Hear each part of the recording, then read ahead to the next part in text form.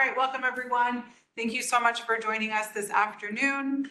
It is Tuesday, September 23rd of 2025. September 23rd of 2025.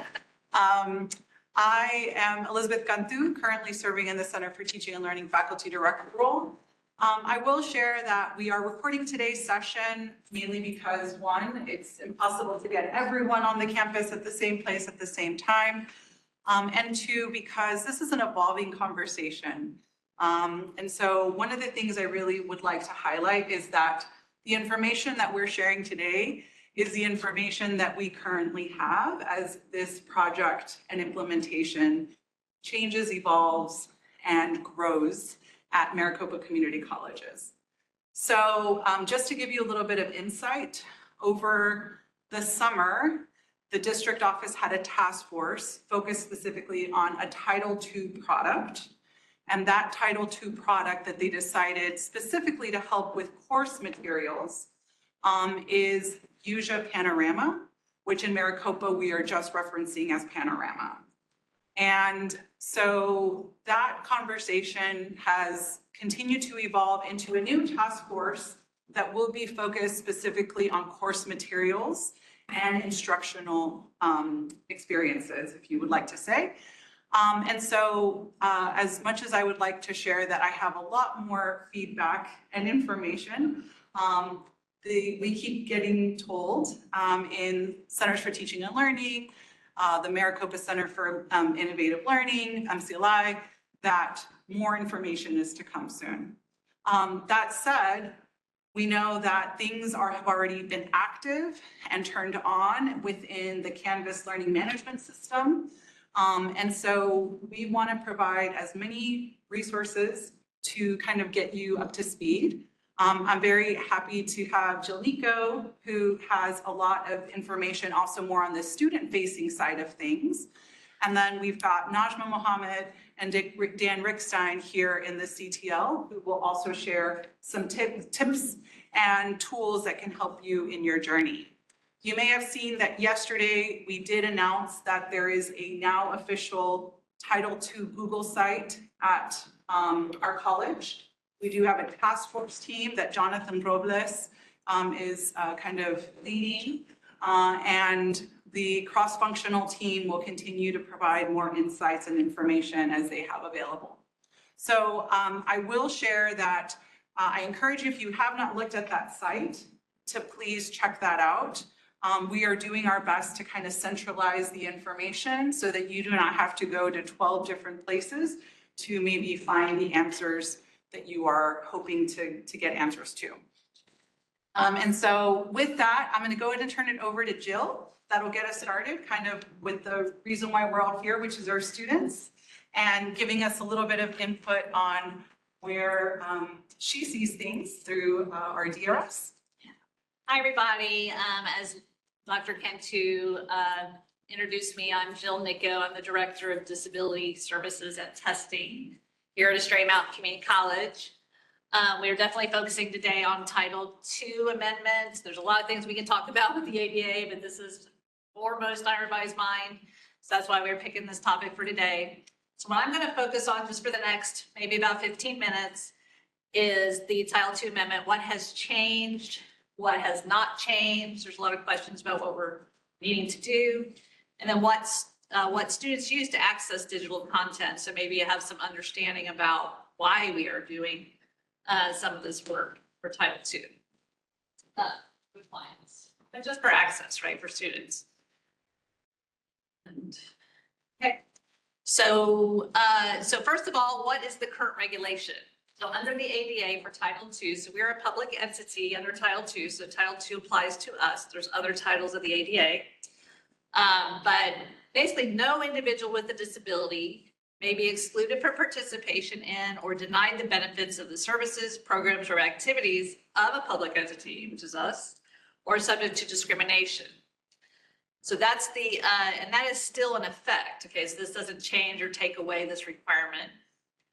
And websites and mobile apps can be considered a service, program, or activity. So websites and mobile apps do fall under the ADA originally. Okay, it wasn't something that just sort of happened under the new amendment. And we also need to make sure that we ensure effective communication for people with disabilities as well. So all of this makes sense, what's happening right now. But the baseline requirement under the Title II currently before April 24th, 2026, when this new regulation comes into effect, is that if a student or a person, right, makes a request for access to our websites or mobile apps, then we need to make it accessible. So right now, a request is really what triggers us to do something. And we need to let people know how to do that. So we have our office, right, for students. And there's other ways for people to request accommodations or accessible materials already. So we're meeting that requirement now. So what's changed is, again, this doesn't change, okay? People can still make requests, and that didn't go away. But with the new amendment, this is specifically related to websites and mobile apps, is digital accessibility. So that's been added now as an amendment to Title II. So it's kind of hard to see there, but websites and mobile apps must comply with a web compatibility or web compliance accessibility guideline 2.1 AA. Okay, so what does that mean? Well, I'll give you the short, okay? It's already a requirement of Section 508. So entities that engage with the federal government have to meet the standard. So it's industry accepted. It's a standard accessibility goal, but it means that materials need to be able to be read by screen readers. There's contrast requirement for text to the background. Videos need to be captioned. There needs to be audio descriptions. There's a lot involved in this, and that's why it can become quite complex. And that's why we're doing this presentation today, to help you a little bit with some of your resources. But what it doesn't cover, there is other digital content besides what's on the web, right? So you have individual programs on computers that it would not apply to, and individual emails between students, for example, and faculty, that wouldn't apply. That's not on a web page that's open to the public. And there's always this caveat under the ADA. So we have to do this unless doing so would fundamentally alter our program or service or cause an undue financial or administrative burden. But that's a very high standard. We'll probably never even get to that because we have to look at all the district's resources and determine whether something is a burden to us in doing what we need to do for access. So we are going to move forward in doing that. So some exceptions are if the web content is archived, so nobody can access it. Pre-existing electronic documents, okay, that we are not, again, going to repost online. Third-party content posted by the third party, not do a contract or licensing or other arrangements by the college. So that example would be like somebody posting on our social media, right? That's someone we don't know. We can't control what they put on there. So it wouldn't apply to that. Bills that may, or other individualized documents that are password protected, and pre-existing social media posts. But again, if we decide we're going to take that out of archive, someone can say, hey, I want this accessible to me, and we have to do it. Okay, so we still have to meet a request if it happens to any of these types of materials. Okay, so in practice, what does this mean? So what has changed? Did I skip a slide? I think I have changed. So what has changed is that pretty much every employee, okay, a lot of people create material. So every employee is creating digital content for posting on our public websites or learning platforms must provide these in accessible format. So you may be using accessibility tools or thinking about access for the very first time. Thank you. So these are available within Microsoft Office, within Adobe, within YouTube, and as Liz said, we have a now Panorama, which is mainly in the Canvas platform for instructors to make sure the material is accessible within that platform. So I have a link there to Title II at EMCC. That is a link to the website that Dr. Cantu talked about at the beginning, which has links to different ways you can use accessibility tools and to make documents and videos accessible. And Dan's going to talk a little bit more later about the videos, right, and the digital access there. And any third party software that we use must meet the standard as well. So if we're using it within a learning platform or public websites, we need to make sure it meets the standard. Yeah, question? Sorry, Liz. There is a question in the chat. It says pre-existing conventional electronic documents. What are some examples?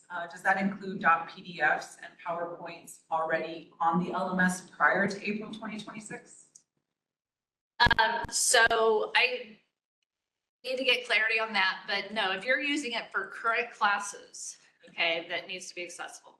Like if you're going, like if it's an old class where you're never going to open that again, you don't need to go in there and make things accessible, right? Nobody publicly is going to access that. But if you're going to be using those old materials in your new class, you're now creating, you need to meet the Title II standards. Students are going to be interacting with that material. So you do need to remediate old documents potentially. And I'm teaching an FYE 101 right now, and I've been doing quite a bit of that with Panorama. So I think there's going to be another workshop regarding Panorama. But I'll get more details for you, Eric. It was Eric Hunsinger. I'll get more details about more examples for you. But if you're using it in future classes, you need to make it accessible. Question.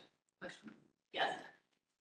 Is this just based on your online teaching stuff? Is this going to have anything to do with facilities in this? Give me an example of what do you mean?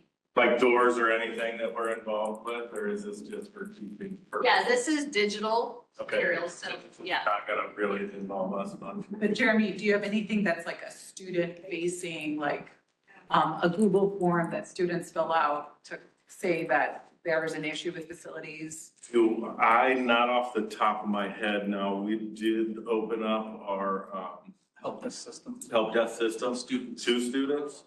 So that might be something, but Yeah. that's not anything that we're administratively allowed to change on that part, so. Can they hear the questions online? Could you all hear the questions online? Yes, we can.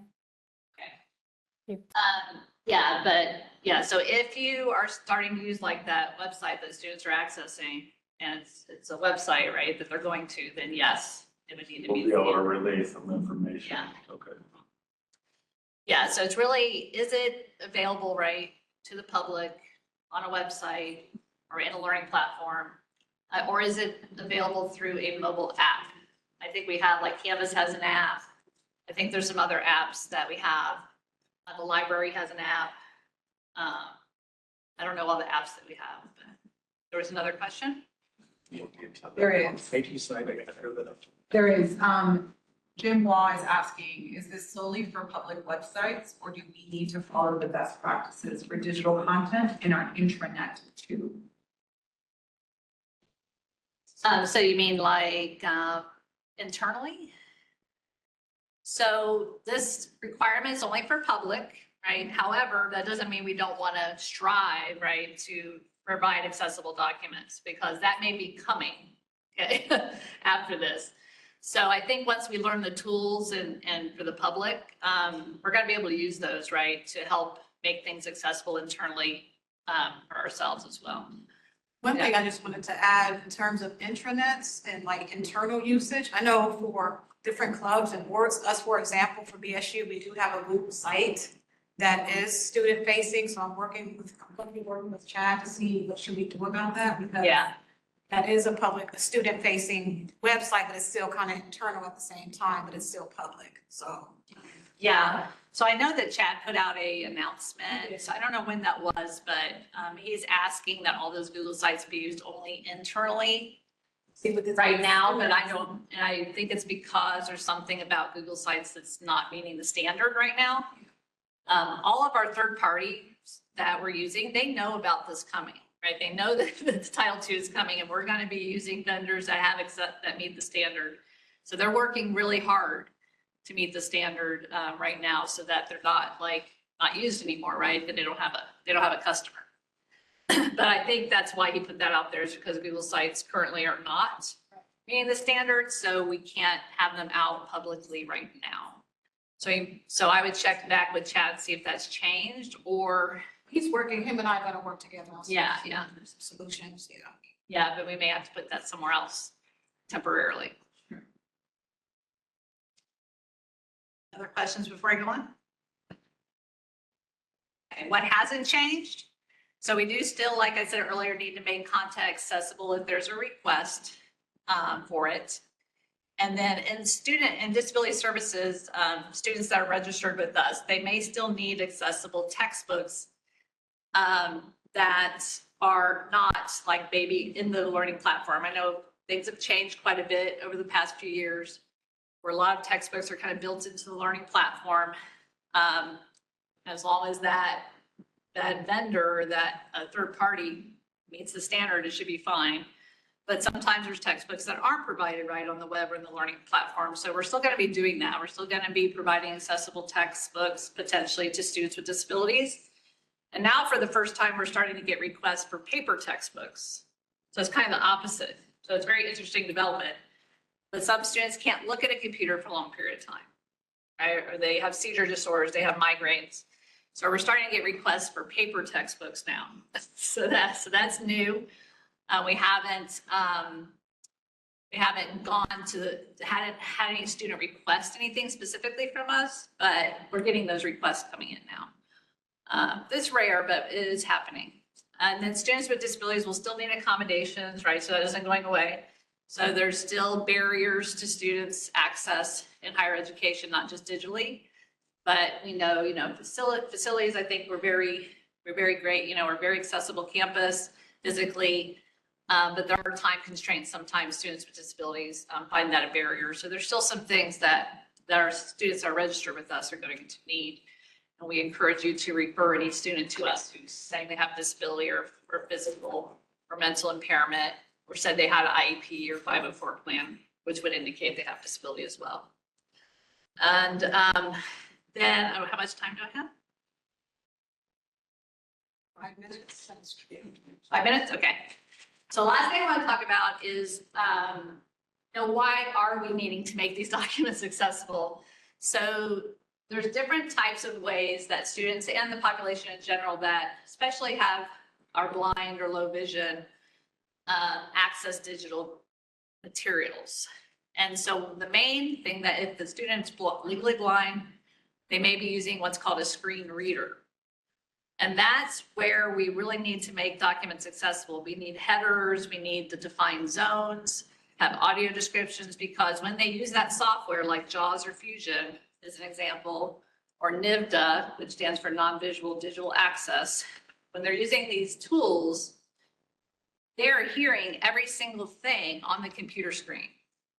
So it's jumping over to the different tabs at the top. It's reading potentially the footers at the bottom of the screen. So it's not just reading the material within the Canvas course, it's reading all the tabs on the side, right? And everything within the document is jumping around.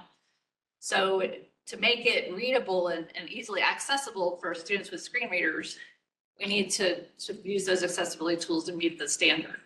It's going to make it much easier for those students and those people in general to use their screen readers and get around our classroom materials and have digital access. So that's mainly what we do, but there's also web readers. Okay, so those are a little bit different than screen readers. They don't read every single thing on a screen. You can actually use your mouse to highlight things that will read out loud on the web. So Maricopa Community Colleges has a contract with Kurzweil 3000, which you may have heard about before or may not, but it has a Google extension that is a web reader. So, and we tell our students with disabilities that they have this. They can log in with their Maricopa single sign-on, Maricopa MEID and password, and so can employees. Anybody who has a Maricopa email, get into it and use it. But it's better for students who have good vision because it doesn't read everything on a screen. And finally, there's document readers. So document readers, you may have used these yourself, okay, so they're built into Microsoft Word, Adobe. You can highlight, read things out loud within the document. There's different Red Shell, Vital Source, and Kindle are types of apps that have this available. But usually a purchase of a text is required and you have to use their app. And then back to Kurzweil 3000, that's available again to everybody who has the credentials. And so it will read documents. You can upload documents into it. You can also write in there and have it read it out loud. You can change the color, the speed, the reading, the voice, different languages. There's a lot of tools within Kurzweil. And Liz, you had a question, or was there something? I was just letting them know that we're going to be sending out a copy of the slides. Okay, great. So I just want to, if I click on this, will it take me to blank? Okay, so I just wanted to show you what this looks like when you log in case you want to. You can, yes. Can you go ahead and just share this? There, perfect. Here, it's not sharing. It's not sharing. Where do I? It's not sharing. It was sharing. It wasn't. Now it's. Oh, okay, okay, it says you're sharing. Okay. So the trick here though, it's a little, you kind of want to log in right here where the yellow username is, but that's not what you do, okay? If you're a Maricopa employee. So you click on sign in with Microsoft. So that's something to remember. So sign in with Microsoft. And then it will take you to, it looks like Najmah is already there. It'll take you to putting in your Maricopa credentials. I can put in my own here, my glasses. I don't want to get into all the details here, but I just want to kind of give you a snapshot of what this looks like.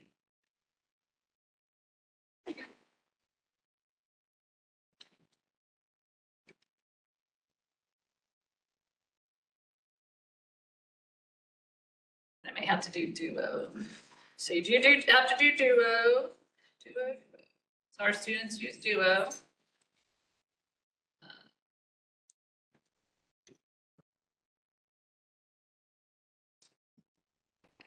This is my device.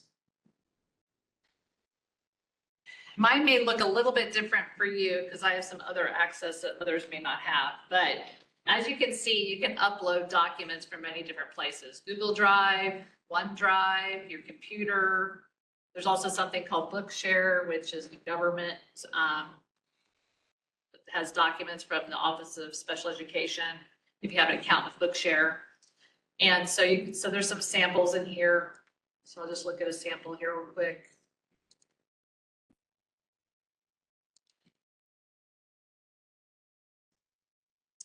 And so here is the document pulled up.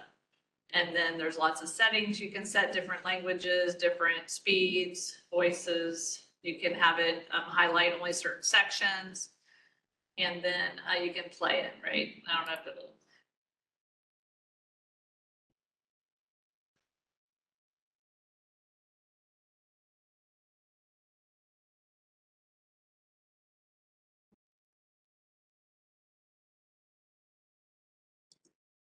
So one thing that's really nice about Kurzweil, it translates it into their format so it can be read almost anything. You can put a PDF in here, you can put a PowerPoint, you can put a Microsoft Word document.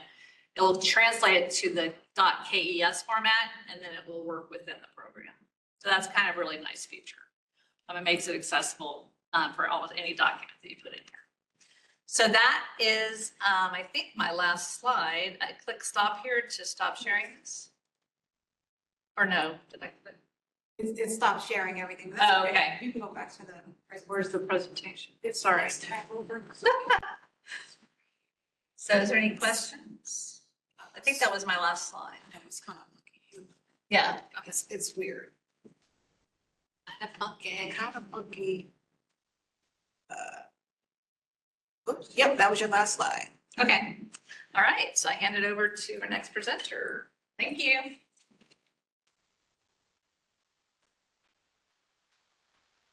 And when you get set up, Jana did want to know, is there a way to use subtitles from YouTube videos? We're gonna get into that.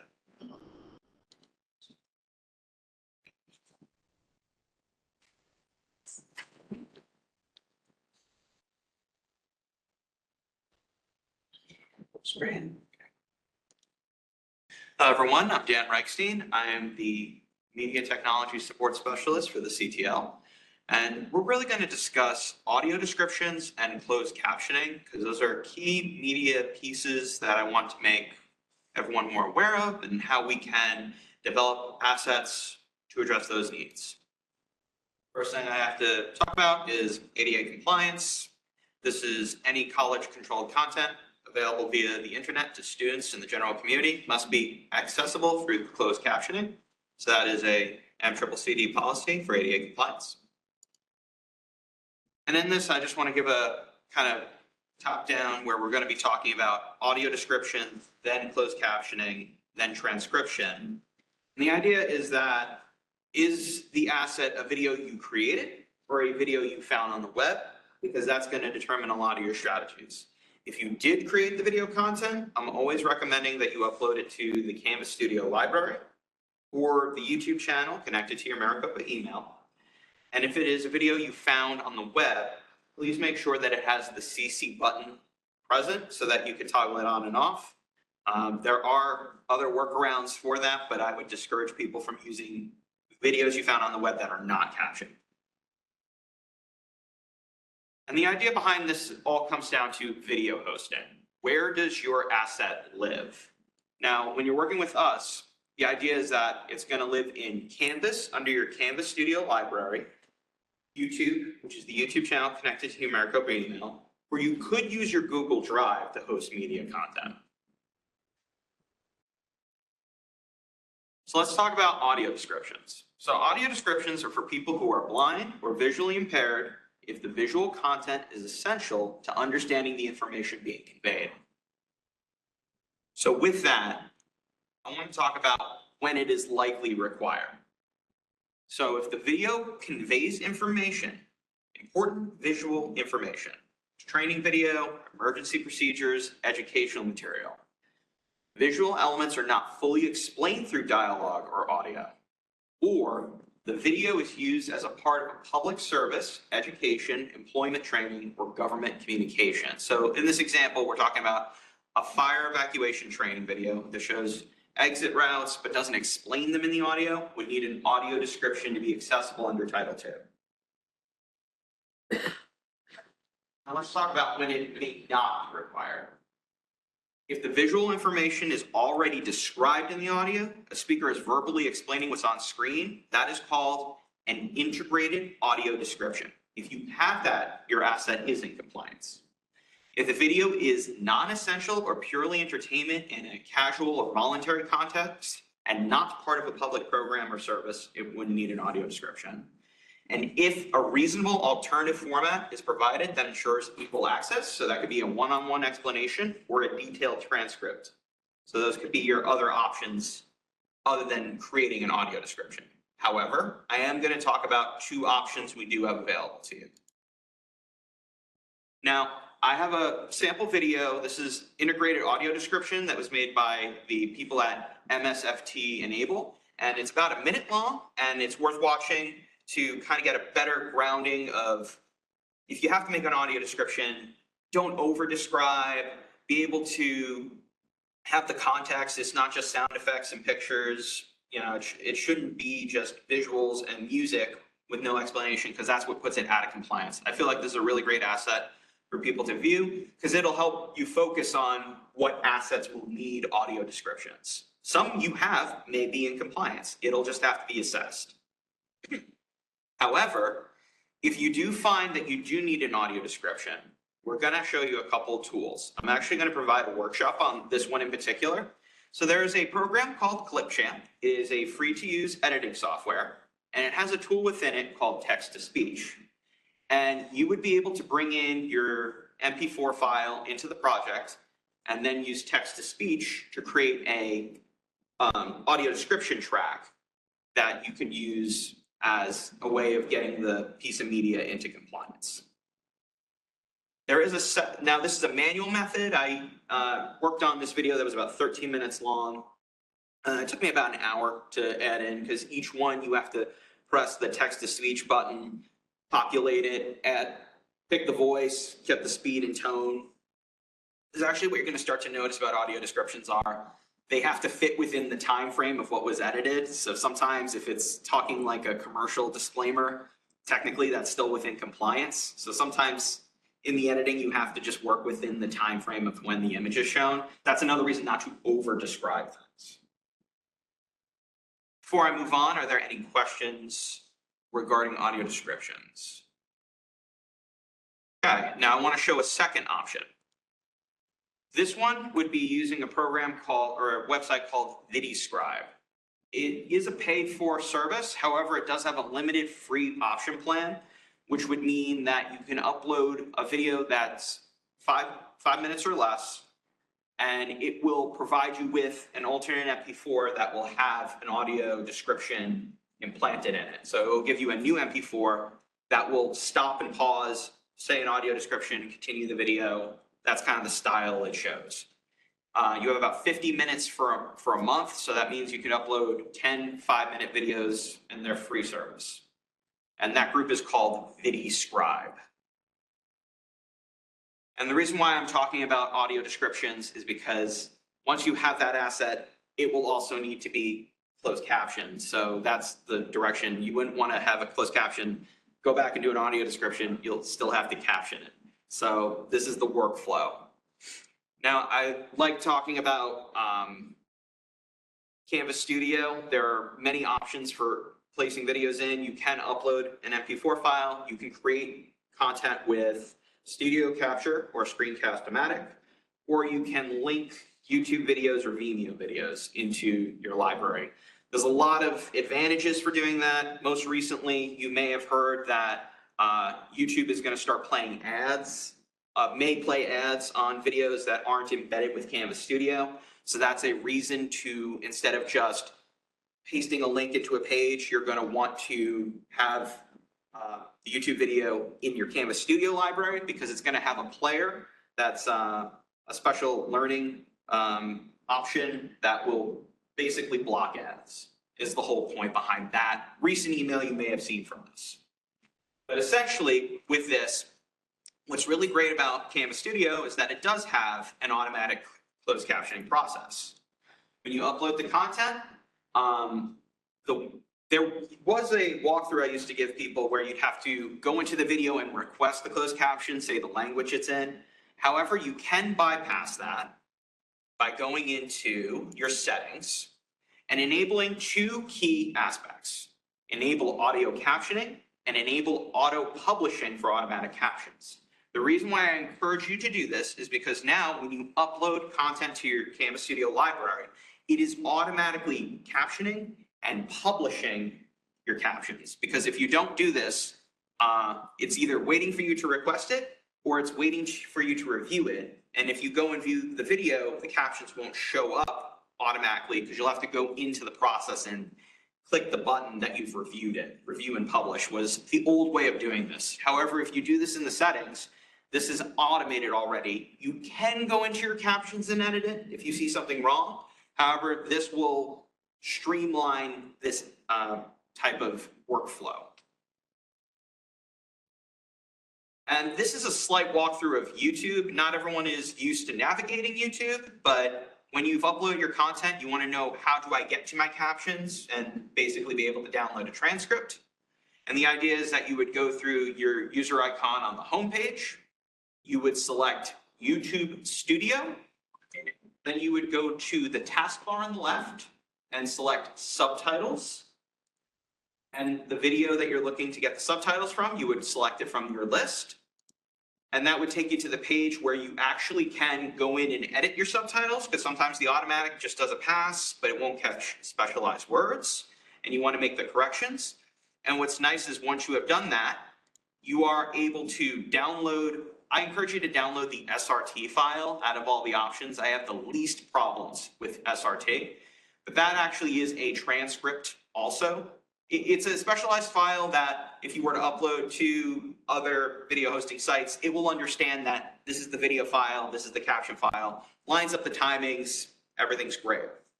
But you can click into it and open it with even plain text and see it'll have a time code breakdown of what's said at what time in the videos. So it is a transcript too. It's not just a caption file. And it will download as caption.str, doesn't matter what video it is. So I do encourage you to rename that str file to the name of the video, just so you don't have a bunch of videos that just say caption on them. That's just a housekeeping tip. And this is an option for videos you found on the web. You may find yourself in a situation where you're trying to get a transcript, and I encourage you to go to download.checksubs.com. This website, you can put in a YouTube's URL. It will direct you to download a caption file. Originally, we were having issues with YouTube caption files showing up in the Canvas Studio. It seems to have resolved recently. They're not having that problem as much, but this was a workaround when we were trying to use the quizzing feature, and YouTube videos that are captioned on YouTube in the quizzing feature were not showing captions, which kind of defeats the purpose of that tool. You're out of compliance for trying to use quizzing. So instead, this is more of a tool, I would think, for videos you found on the web and you want to get the caption file. This is the most direct way to get that asset.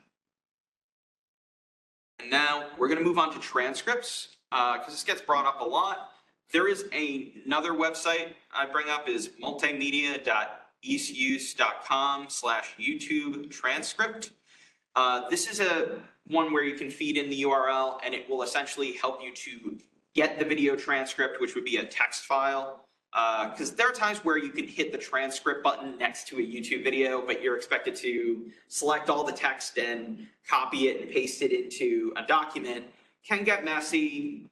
Words can be left out. This is the cleanest way to get a transcript from YouTube.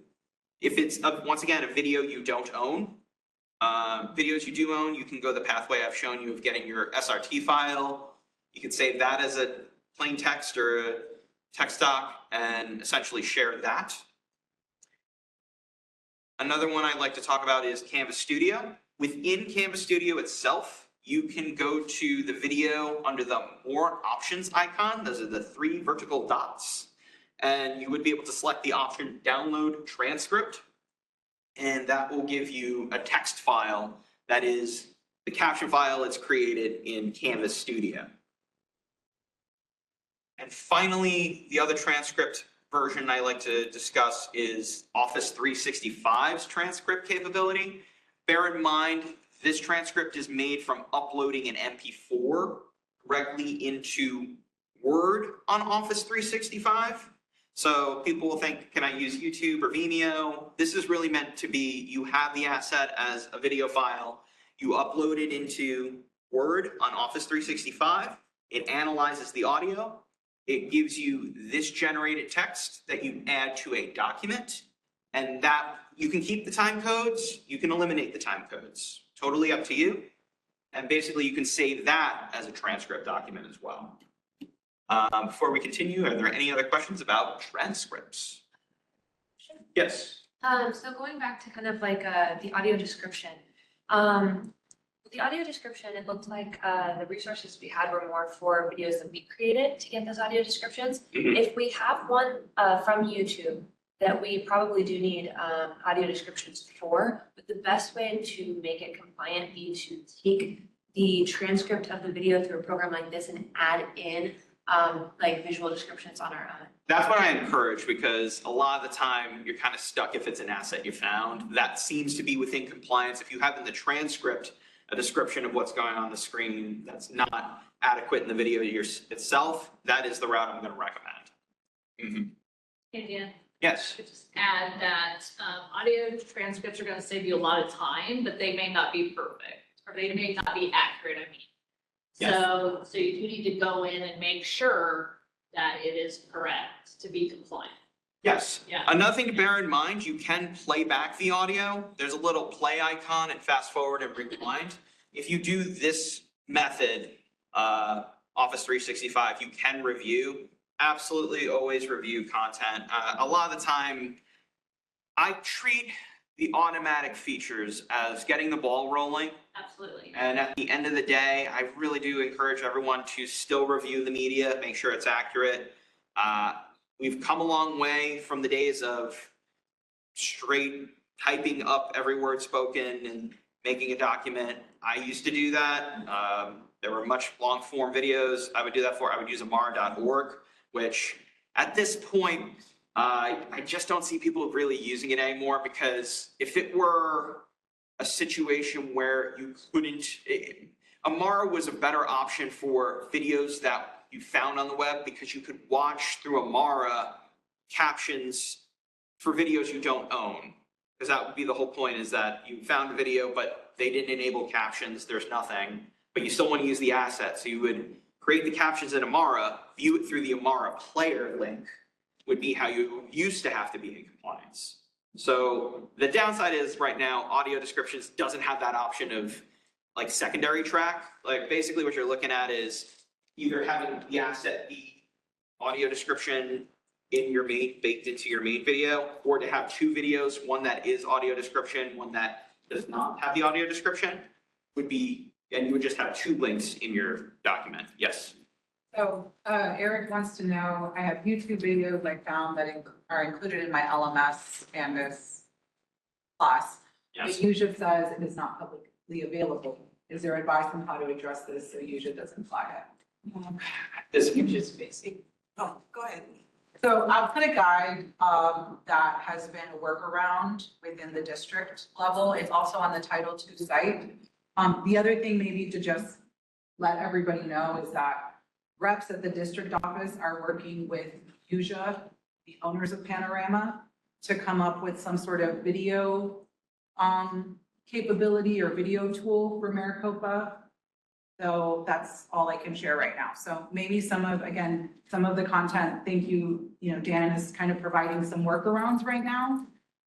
We'll provide this workaround about YouTube. It's again in the Canvas, or sorry, in the Google site already. I'll put it in the chat.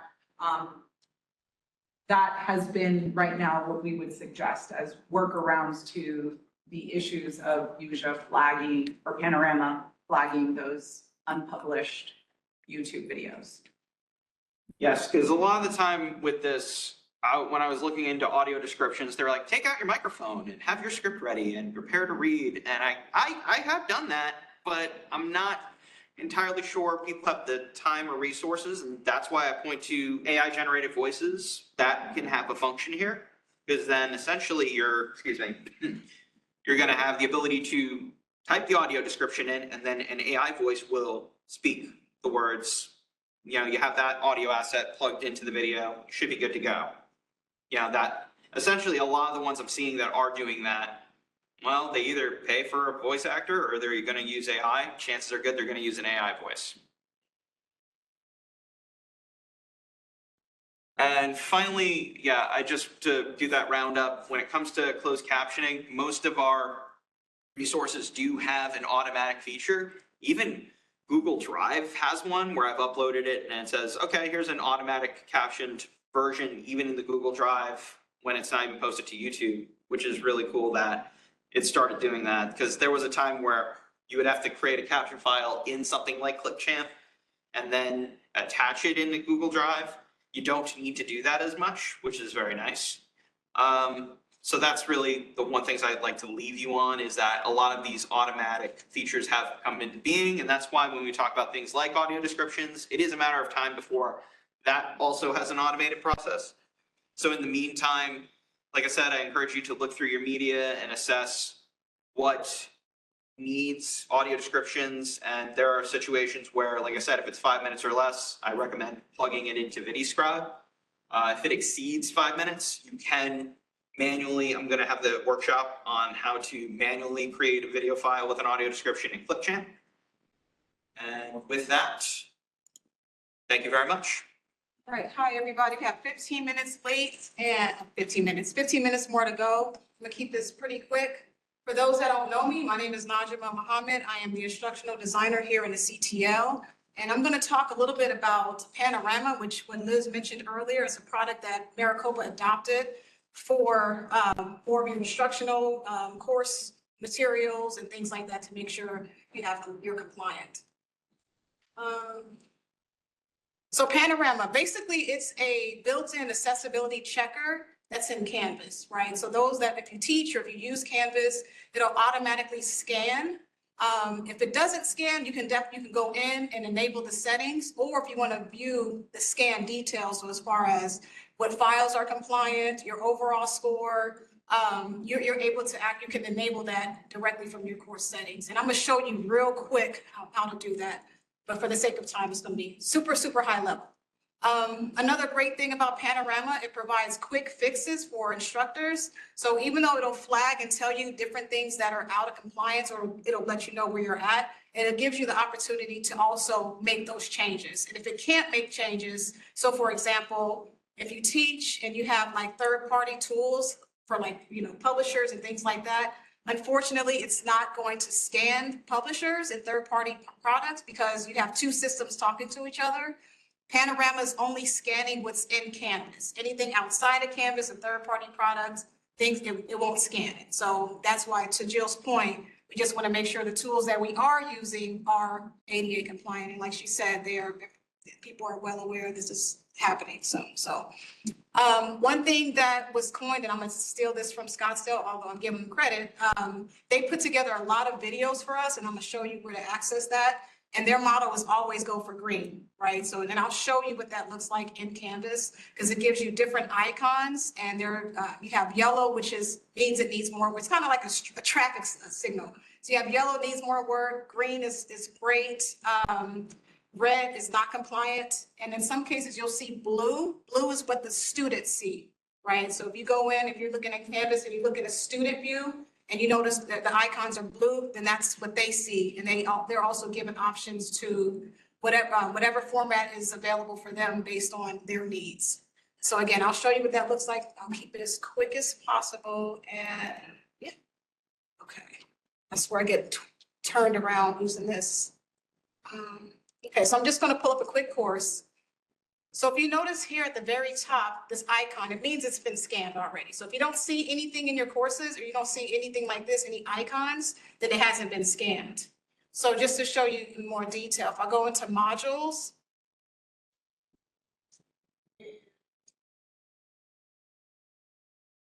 Okay, and it might take a while if you're just scanning it, but you'll notice here, like we mentioned before, you have the yellow means it needs some more work. Green is good. Gray means it either can't be processed, or it hasn't processed, or it could be one of those third-party tools. So you just want to, or if it hasn't been processed, you can always go back and reprocess whatever you're trying to scan. And I can show you guys that quickly too. And I don't think I have any red. I tried to purposely find a red one, but I'm going to be holding another workshop where we'll take a deeper dive into Panorama. Okay, so let's take a look here at one of the icons. So if I click on this yellow, for example, so it's going to tell me my page. And again, it's going based off of the page. I'll show you how to do a full course report, but each icon is scanning that individual item. It's not doing the whole course isn't 67%. The actual page is showing 67% accessible. So these are some of the formats that I told you that's available for students, right? So if they want to use a text file, PDFs, audio podcasts, they have this ability to do so. And to show you real quick what I meant about show you that student view. Okay, so remember when I said the icons will show blue for students? This is what they would see. And these are the options that they would have.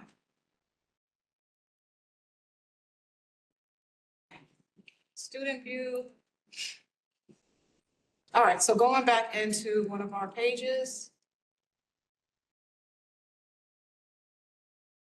Okay, so we see we're 67% compliant.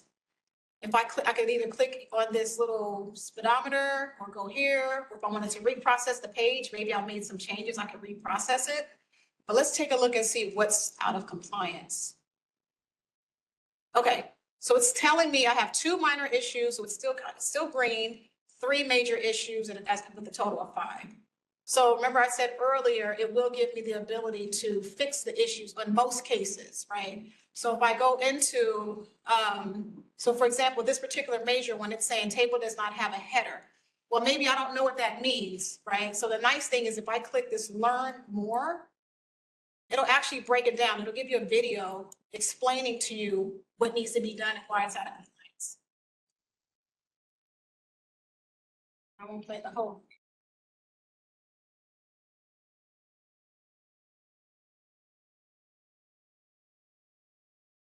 So we're not gonna do that. If you're kind of a techie person, you know code and all that, you can go to the HTML. Personally, I would say, let's just go back and fix it, hit the fix issue button. And basically, so what it said is it's out of compliance because you need to add row headers. Okay, add fix. Right, I can give it, now it's also saying that the second one doesn't have a caption. All right, so this table is for the weeks, whatever you want to, whatever context you want to give to that table. Now I can also click this add change. So basically it's going to fix all those repeating items. So I don't have to go into each one individually. So it's telling me I have 2 instances of that. Click add change. Let's do add fix. Awesome. Okay, okay, we already know that. Skip to review. Apply fixes. Okay, yay, right? It's gonna give us confetti and we all feel great and wonderful. Okay, remember it's eventually it'll give me confetti. Well, that does that. There was a question of is the date set for the panorama? Yes, it is. I'm glad you asked that. Yes, it is set for October 22nd. Yeah, there it is. There's the confetti. So people like me, that's satisfying. So yeah, you get the confetti. Now, this is the caveat to the confetti, because we've talked about this on different teams, right? The confetti is a little misleading. The confetti only happens once you fix the issues and you submit them all, but it doesn't necessarily mean it's compliant, right? You would think that it means that you're compliant, but it doesn't. So just something to just keep in mind, because as you notice, I still have 2 minor issues here. So if I do fixed issue again, it's basically telling me that my link needs a description. So you shouldn't just have a URL like www.google. You want to say, this Google site or something like that. You want to describe what that link is for. So in this case, I don't even see where it's telling me. Where is it? Okay, so it's basically pointing to these 2 links. It doesn't like a full URL, right? Because I guess I'm assuming readers can't understand that. Yeah, the screen reader is gonna go HTTPS. Right. www.howtocanvas.com, blah, blah, blah. Right. So you want to make it descriptive to the screen reader just reading. Right. So in this case, this one will say how to Canvas. Okay, how to Canvas, right? Okay, or I could just bypass it and say, sure, maybe the system got it wrong, but in this case, it's correct. I'm gonna add change, sure. Add fix. Proceed to review. Apply fixes.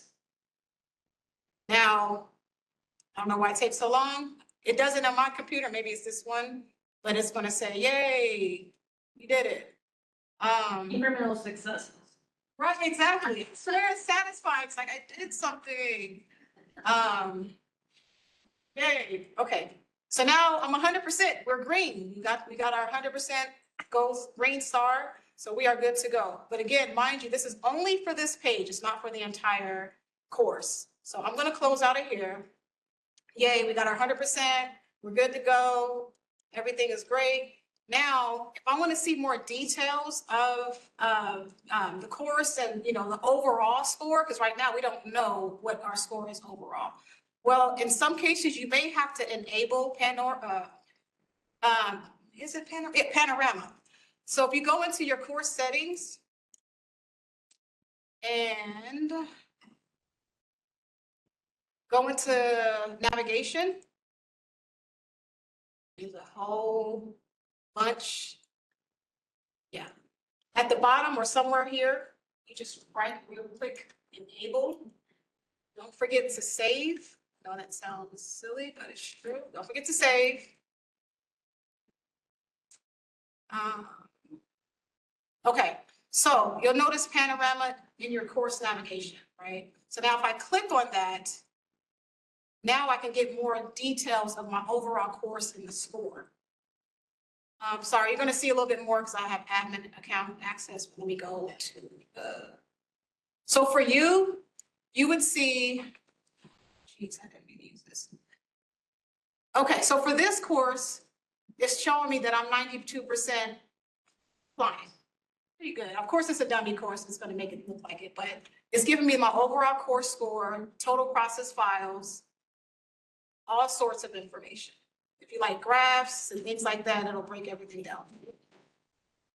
And one more thing, and I'm gonna let you guys get out of here. And also, you can scroll down and you can make the changes even here. So it's gonna break down by item, or you can go into issues and scroll down. So there's multiple ways that you can get those scores, and multiple ways you can fix the material. I know that was extremely high level, but we wanted to keep it that way on purpose because it is a cheap plug for our next workshop. Also, in addition to that, real quick, we have a ton of resources. Like Liz mentioned, we have our Title II resource here at Estrella Mountain. We also have MCLI. They have these micro courses that they're doing where you can actually sign up, and they're the self-paced micro development courses. And they go into creating readable content, right? Each individual item is a course. It's like a teeny course that you can get in and get out.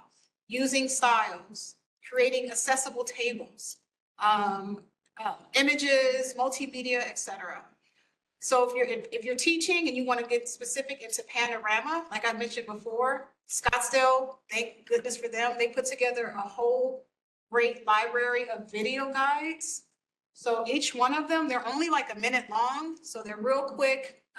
You can always refer back to this website, and there's student guides as well, right? Because some students may not know that this tool is out there, right? So we have to figure out what we're going to share with our students. So that's available. Another site, real quick, is for training. Chandler Gilbert put together. They also put together a resource site in Canvas. It's an accessibility resource hub. I already had it. I think it's, sorry guys, it's,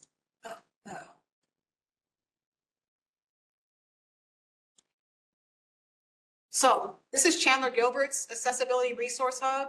You can self-enroll. They get into documents, Google, Word, all sorts of things, PowerPoint. And they're so awesome, so feel free to self-enroll in that. And another one, real quick, Digital Accessibility Library. That's kind of all, here it goes. It's kind of all the things, right? So everything that we talked about, like the Panorama, MCLI, it goes into, the compliance, what it means, what it is. All those fun things that if you're bored and you want to take a look and read it, go for it. Yeah, and if you're interested, feel free to, like Liz mentioned, we'll share these slides, but if you want to feel free to, scan the QR code. And it's 2:00. One last thing, somebody asked about a workshop. I'll be talking more, and then we'll also, as a team, we'll be having more sessions. But the next one is going to be October 22nd. From 1 to 2, and it's virtual. So feel free to sign up. We'll go into more of a, I'll go slower and talk more about Panorama and Canvas. And if you want, I would say bring a class if you want to start scanning, and we could talk about it, making a true working workshop.